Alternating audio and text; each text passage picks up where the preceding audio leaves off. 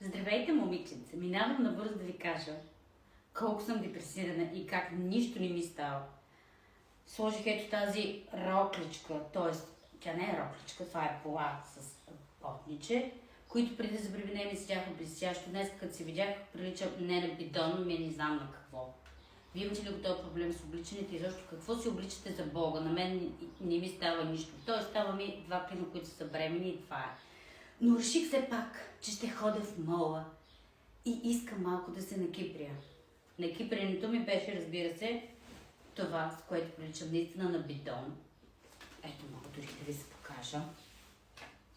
Но нямам друго. Затова ще ходя така.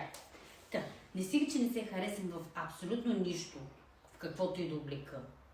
Ами отгоре на това ми изби и херпес на устната. Днес като не се събуждам с ето това херпесче тук на устната, с което е ужасно болезнено.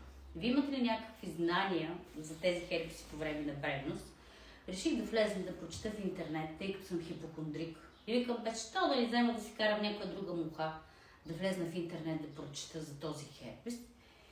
И всъщност се надявах, че ще пише всичко е наред, просто херпес, няма значение, че сте бременна, но прочетах доста и кофти неща, в които всъщност може евентуално да се навреди бла-бла-бла-бла, даже няма да ги коментирам. Та вие защо запознати ли сте с този херпес и дали има така опасност?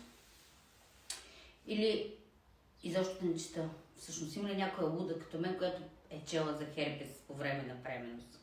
Моля, споделете и вашето мнение!